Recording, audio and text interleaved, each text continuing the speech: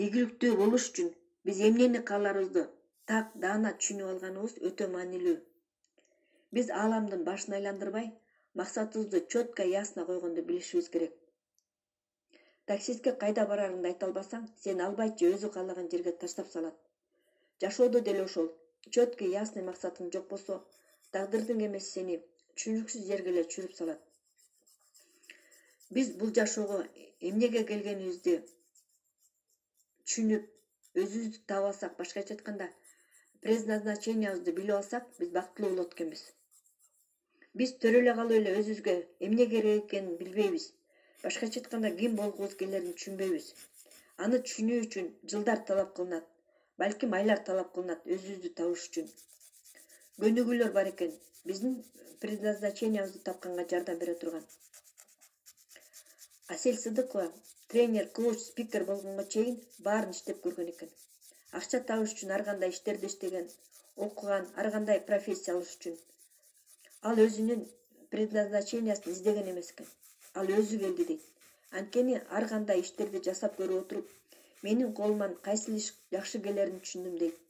Кайсыл иште көп результат болорун, кайсыл иштен көп рахат аларымды түшүндүм дейт. Биз билим алып, өзүбүздөн үстүбүздөн иштеп турсак дайыма, биз кайсыл иште иштесек дагы сетевойдобу, традиционный бизнестеби, же домохозяйкабызбы, же бирөөгө наемный болуп иштейбизби, биздин жакшы версиябызды жасап алганыбызга жардам берет билим. Иштеген ишибизди жакшыртканга жардам берет. Биз ийгиликтүү болуш үчүн бизде жакшы стратегия, жакшы наставник, жакшы инструмент, жакшы мастер-план болуш керек. Эгер сен баарын түшүнсөң, мотивацияң бар, позитивный, көптү окуп, көптү билген адам болсоң дагы, турусчан согуш таласына чыгып албайсың, сени өлтүрүп салышат. Ошон үчүн куралданып алыш керек. Тяжелый артиллерия менен куралдансаң, андан да жакшы дейт. Биздин куралдарыбыз булар: стратегия, инструмент, мастер-план дегендер. Буларды биз билим алып отуруп алабыз. Мастер-план иштеп чыгабыз. Өзүбүзгө жакшы наставник таап алышыбыз керек экен. Баары эле ийгиликтүү болгусу келет, баары билим алып баштайт, бирок аягына чейин чыкпайт экен. Ошондуктан дүйнөдө ийгиликтүү адамдар аз экен, миллионерлер аз экен. Стратегия деген эмне? Мастер-план бул түшүнүктүү. А точкадан Б точкага кандай жол менен жетерибизди жазабыз. Адан Бга чейин жетиш үчүн эмне кыларыбызга мастер-план жазабыз. Адан Бга чейинки оптималдуу жолду табуу үчүн стратегия керек.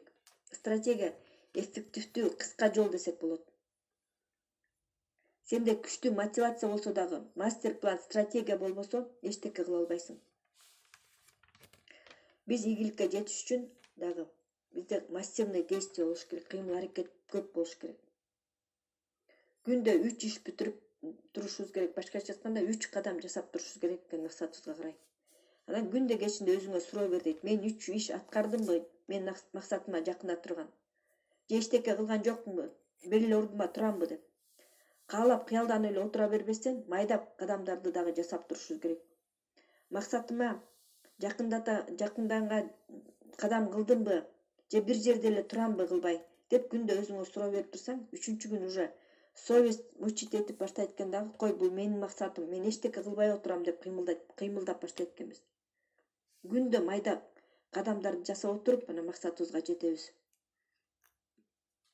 Биз буга чейин ийгиликке жетүүнүн 3 баскычы жөнүндө өттүк. Эми ийгиликке жетүүнүн 4-чү баскычы непоколебимая вера в себя. Сенде эч ким сындыра албаган күчтүү ишеним болуш керек. Сага каршы кырдаалдар болсо дагы, сага баары каршы болуп атса дагы, сага эч ким ишенбесе дагы, өзүңө болгон ишеним чоң болсо, күчтүү болсо, сен сөзсүз түрдө каалаган максатыңа жете аласың.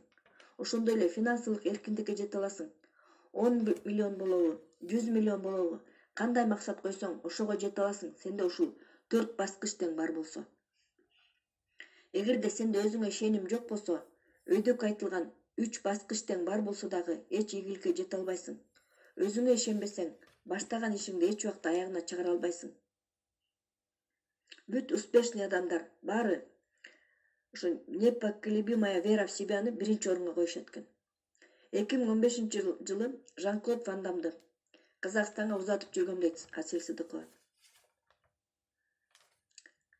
Жан-Клоддон залда отурган адам сураптыр. Жан-Клод, сен ийгиликтүү болушуңду сыры эмнеде деп сураганда, ал мен көрө электе эле ишенгем, мен ала турганымды ала электе эле ишенгем деп өзүнүн историясын айтып берген экен. Ал кичинекей чагында эле жакын церковке барып Кудайга жалынчу экен. Мен актер болгум келет, мен белгилүү болгум келет деп. Ал кичине кезинде эле суранган экен. Ишенген экен знаменитый актер болоруна. Көбүнчө адамдардын проблемасы алар ишенбейт дейт. Өзүнө эмес, башкаларга дагы ишенбейт. Ишеними өзүнө алсыз, бирөө бирдемке деп койсо эле бат эле айный беришет. Өзүңө ишеним бекем болуш керек. Сен өзүңө ишенгенде гана ийгиликке жетесиң. Өзүңдү проект номер 1 кылышың керек. Бул өзүмчүлдүк эмес. Сен өзүңдүн эң жакшы версияңды жасап алсаң, балдарыңа, ата-энеңе, туугандарыңа да көбүрөөк пайдаң тиет. Өзүңө көбүрөөк убакыт бөлүп, билим алып, өзүңдү өстүрүп алсаң, жашооңдун сапаты да жакшы болот. Өзүңдү жашооңдун президенти кылып ал дейт.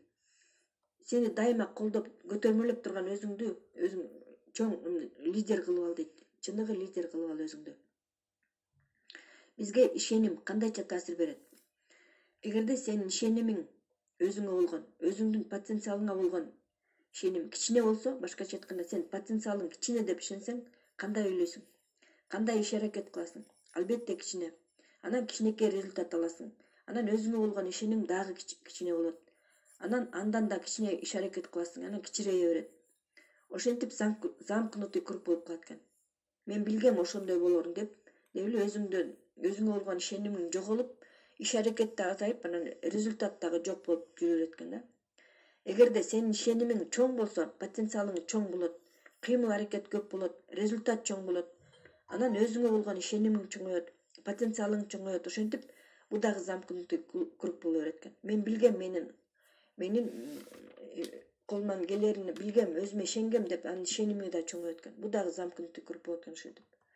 Ошентип, бедные становятся еще беднее, а богатые еще богаче дейт. Ошентип байлар бай боло берет экен, кедейлер оготер кедей болуп кете берет ошо ишенимден эместен. Өзүмө болгон ишенимди кантип пайда кылса болот? Биринчи, видеть конечный результат у себя в голове дейт. Даже когда это у тебя пока еще нет. Боло турган ишиңдин жыйынтыгын көрө билүү. Башкача айтканда, биздин башыбызда ишибиздин жыйынтыгы болуш керек. Картинкасын четко элестете алышыбыз керек. Бул биздин ишенимибизди бекемдейт. Экинчи, нужно будет поднять самоконцепцию.